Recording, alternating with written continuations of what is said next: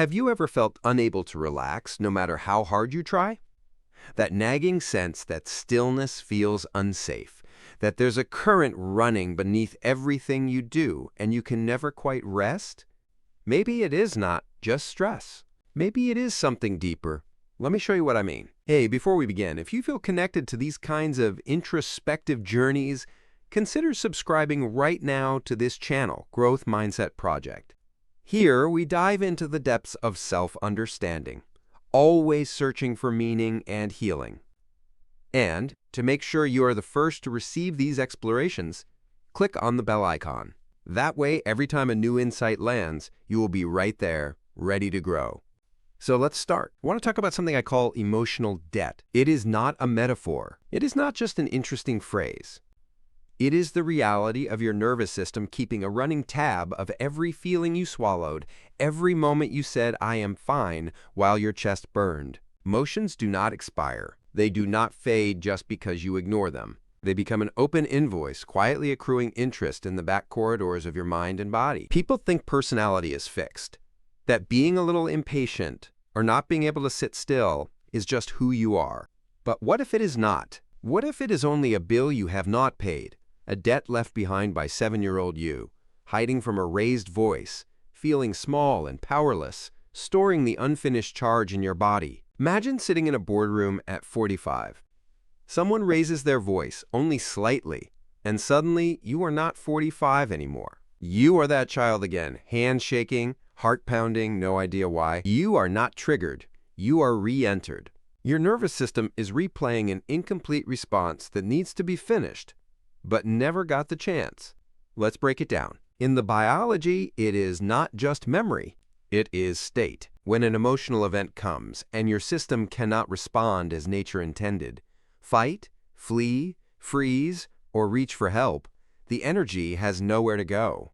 If you complete the response, the feeling passes, the charge is gone, and your system resets. If the response is stopped, if the fight is impossible, the tears get punished, or the escape is unsafe, that charge does not leave.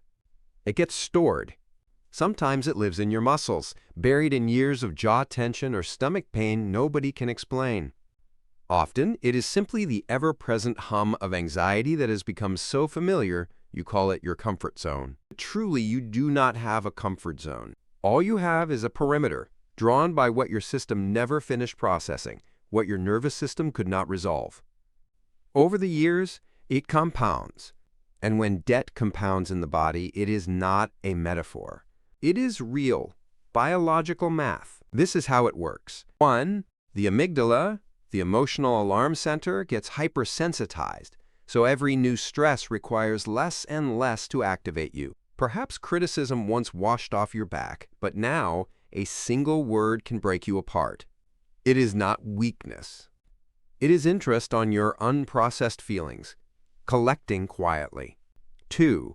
The prefrontal cortex, the seat of reasoning, planning, and patience, loses influence, giving way to the amygdala's raw, fast reactions. With debt, you become more reactive and impulsive, less able to pause, reflect, or choose calmly. Interest on interest, payment upon payment.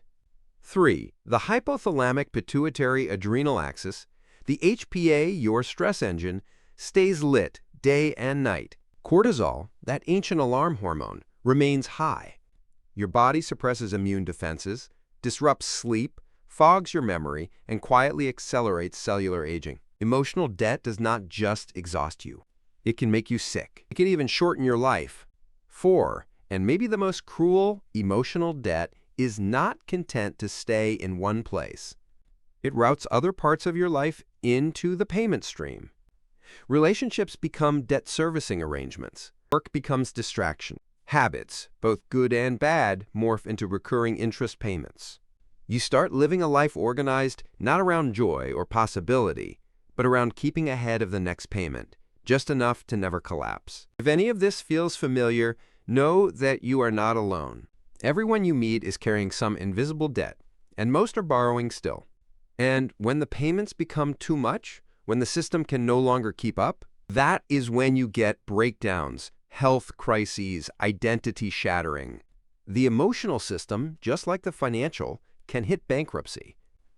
So what do we do? How do we process emotional debt when it seems so overwhelming, so old, so woven into who we are? I will tell you the secret. It is always about perspective. Not just be grateful or others have it worse. Not that shallow comparison game. I mean a genuine mechanical shift in vantage point, a step back, a new way of seeing. Every healing moment, every bit of therapy that actually shifts your life has this one ingredient at its core: perspective. Therapists know it. It is not the advice they give, but the moment you hear yourself speak and suddenly see your own story from outside for the first time, like you have been living 30 years inside a room and at last you glimpse it from above. All the avoidance, numbing, the busyness, the caretaking, none of it is random.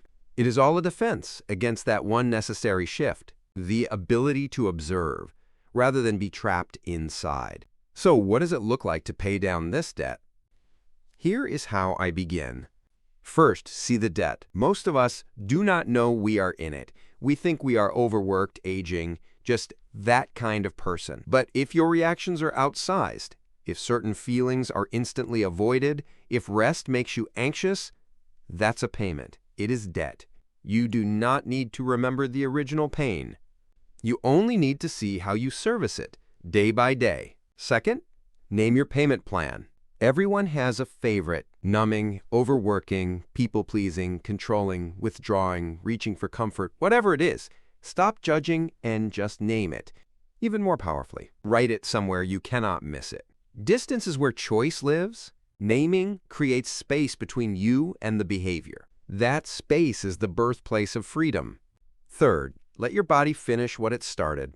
The body stores not memories, but unfinished motions, cries that were silenced, fists never swung, escapes not made, all locked up as tightness or pain or a need to move. Shaking, crying, trembling. Sometimes these are not weaknesses, but your body's natural path to completion. Research calls them neurogenic tremors. I call it wisdom waking up in your bones. And you will need to witness it, not from within the storm, but from that slightly elevated viewpoint, close enough to feel, but far enough to witness without drowning. Fourth, if you learn only one thing today, let it be this: stop taking new loans. Every time you swallow your truth, every time you say, "I am fine," while you are not, you are borrowing more. Instead, whenever a feeling shows up, give it just 10 seconds. Notice it. That act alone signals your nervous system that emotions are safe, that they can come and go, and their energy does not need to stay trapped, building more debt. And fifth, find a witness. At the heart of most emotional debt is loneliness, being stranded in big feelings alone, perhaps since childhood.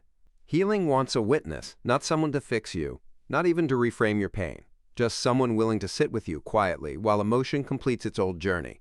The mirror they hold lets you not just endure, but see, and sometimes to be free. You did not open this account by choice. Childhood circumstances, traumas, and missed chances burdened you before you understood what was happening. Every sleepless night, every "I am good" through gritted teeth, every relationship that withers for reasons you cannot name, it has all been in the service of keeping up with payments on something someone else began. And most likely, the ones who handed you the debt were in debt themselves. No parent gives what they never received. The balances just pass forward, silently. Here is a truth. The debt is not the enemy. Feeling broken, wondering, what is wrong with me? All that is simply being stuck inside the debt. The enemy is stuck perspective, the fixed position from which you cannot survey the landscape. Even a small shift, an inch above, a moment as the observer, and the cycle stutters. Not stops, stutters. That is the start of freedom. Therapy, meditation, psychedelics, breath work, rituals old and new. They are tools for perspective shift. They are not the only way, but they point at the same door. The door that lets you see your life from a little distance, as if you are holding both your pain and your hope in one hand, instead of drowning in either. That shift, again and again, inch by inch, is how the debt lessens, how the weight lifts. If this speaks to something inside you, let me know. Like this video. Your click helps bring this message to others, people just like you, who need to hear they are not broken, only burdened by debts not of their own making. And I want to know your thoughts. Has emotional debt shown up in your life? Have you ever noticed a payment plan you never consented to? Share your experience in the comments. Sometimes, your words will mirror someone else's pain, and that might be enough to help them take their first step. If you feel stirred by this, consider breathing with it for a minute. Let the ache rise and fall like a wave, knowing that each time you witness your own pain, instead of running from it, you make a payment, a real one. And with each payment, the future becomes lighter. Thank you for joining me on this journey. Do not forget, hit the bell if you want more explorations into the heart. And when you are ready, there are other videos here, each one a new vantage point, a fresh chance to see both your debt and your freedom. Until next time, keep watching, keep asking, keep climbing toward that higher view. The world is breathing, so are you.